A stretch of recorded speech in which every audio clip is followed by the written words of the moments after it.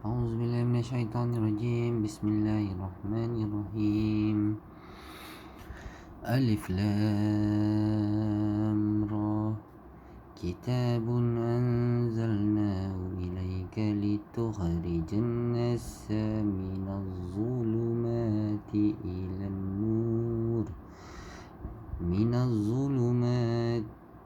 إلى النور بإذن ربهم إلى صراط العزيز الحميد. الله الذي له ما في السماوات وما في الأرض وويل للكافرين من عذاب شديد.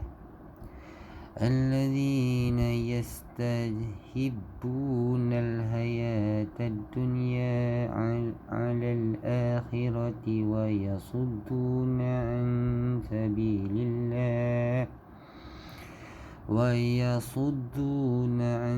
سبيل الله ويبغونها عوجا أولئك في ضلال بعيد.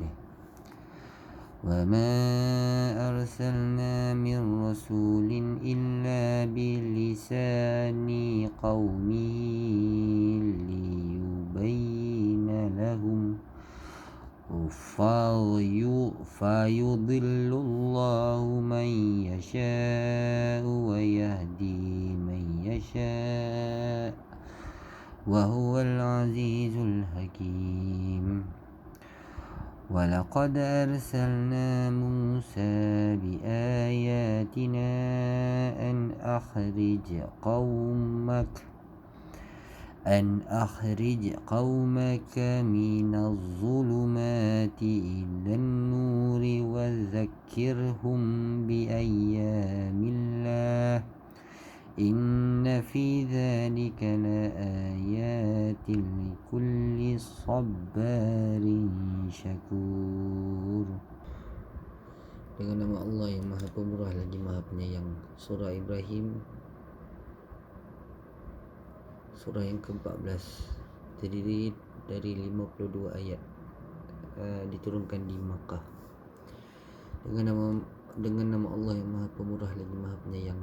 Alif Lam Ra.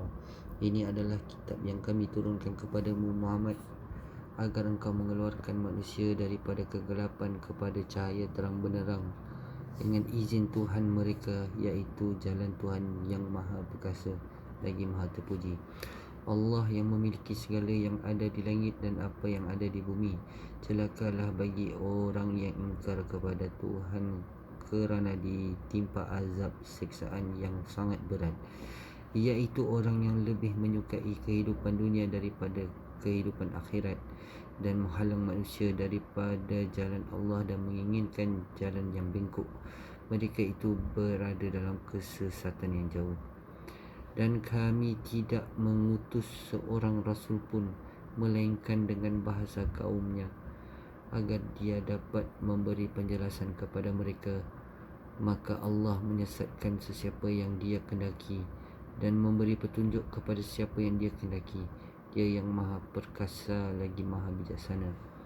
Dan sesungguhnya kami telah mengutus Musa dengan membawa tanda-tanda kekuasaan kami, dan kami memerintahkan kepadanya, keluarkanlah kaummu daripada kegelapan kepada cahaya terang benderang, dan ingatkanlah mereka kepada hari-hari Allah. Sesungguhnya pada yang demikian itu terdapat tanda-tanda kekuasaan Allah bagi setiap orang yang bersabar dan banyak bersyukur. 423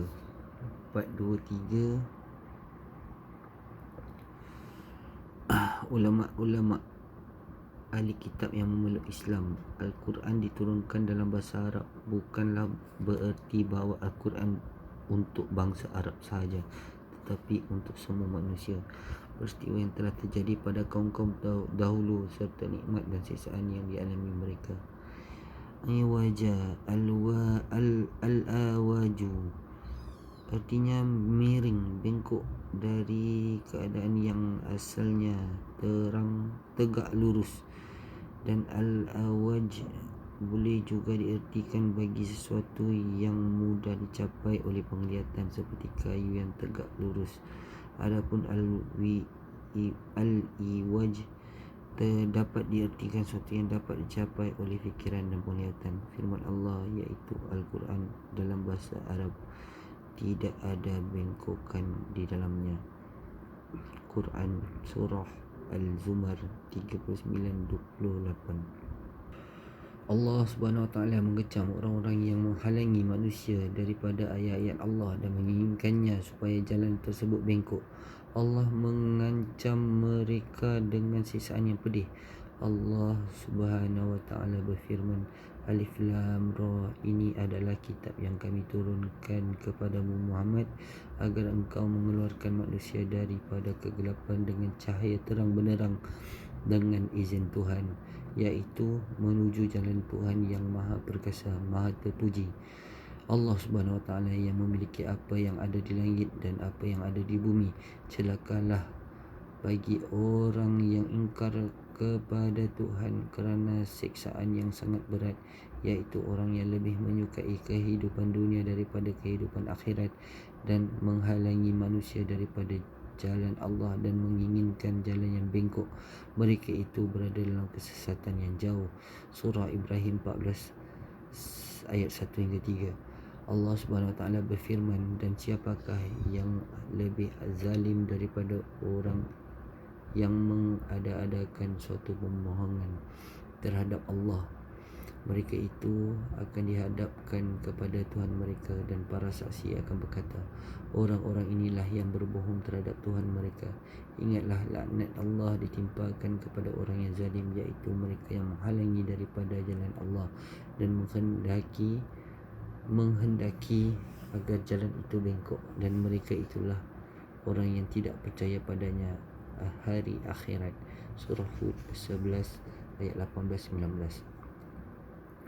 Mereka itu adalah orang-orang yang menentang wahyu dan akal mereka. Mereka menyatukan 3 perkara sekaligus, iaitu mengada-adakan suatu pembohongan terhadap Allah, menghalangi manusia daripada jalan Allah dan menginginkannya supaya jalan tersebut bengkok. Dikatakan mengada-adakan suatu pembohongan terhadap Allah kerana mereka menafikan sifat-sifat kesempurnaan bagi Allah dan menyifatinya dengan sifat-sifat lain selain daripada sifatnya. Menghalangi manusia daripada jalan Allah dan menginginkannya supaya jalan tersebut bengkok kerana mereka telah memberikan kegahaman kepada manusia, bahkan menerangkan bahawa firman Allah dan sabda Rasulullah sallallahu alaihi wasallam itu tiada lagi sekadar ucapan-ucapan zahir yang tidak mengandungi ilmu dan keyakinan. Selain daripada itu, mereka pun menyatakan bahawa jika firman Allah dan sabda Rasulullah bertentangan dengan pemikiran, maka pemikiran itu yang diutamakan. Kebengkokan mana lagi yang lebih besar daripada kebengkokan yang menyalahi akal yang bumi. Sungguh Allah telah menyifati kitabnya bahawa di dalamnya tidak terdapat kebengkokan. Dengan demikian tidak diragukan lagi bahawa Allah Maha benar tentang hal itu dan mereka adalah orang-orang yang berdusta. Rasulullah sallallahu alaihi wasallam bersabda, bergembiralah dan berharaplah apa yang menggembirakan kamu. Demi Allah, bukan kemiskinan yang aku takutkan pada kamu, tapi aku takut dunia dibentangkan untuk kamu seperti halnya dibentangkan pada orang sebelum kamu.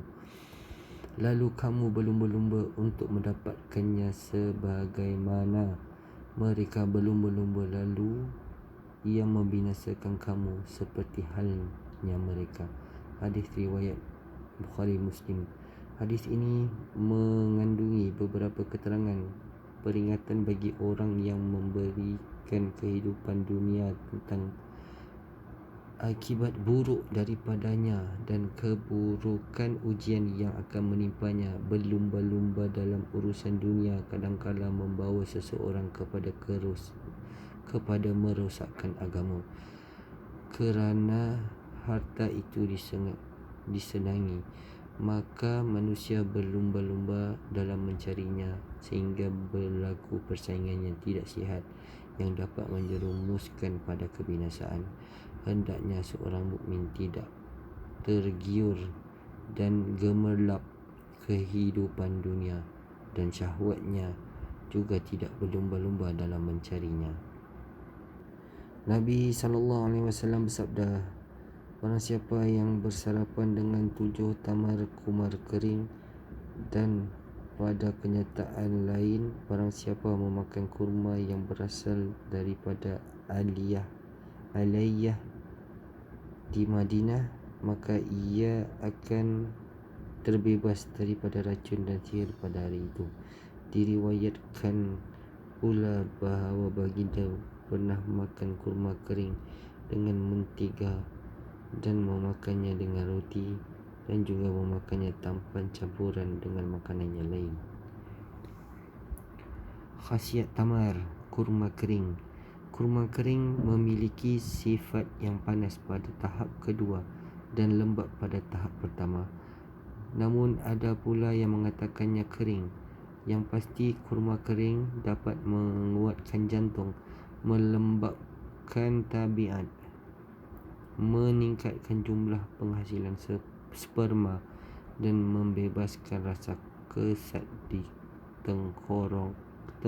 tenggorokan. Orang yang tidak biasa memakan kurma kering, seperti penduduk di daerah bersuhu sejuk, maka kurma kering itu justru dapat menimbulkan pening kepala dan merosakkan gigi. Untuk membersihkan kesan ini ialah dengan buah tanaman kashi dan lauz, buah badam. Apabila kurma dimakan saat perut dalam keadaan kosong, ia dapat membunuh cacing dengan kekuatan panasnya itu. Bahkan jika terlalu banyak memakannya sementara perut dalam keadaan kosong, dapat membuat perut terlalu kering hingga menjadi lemas. Kurma kering merupakan buah makanan pokok ubat, dapat dijadikan minuman dan manisan. Sadaqallahul azim.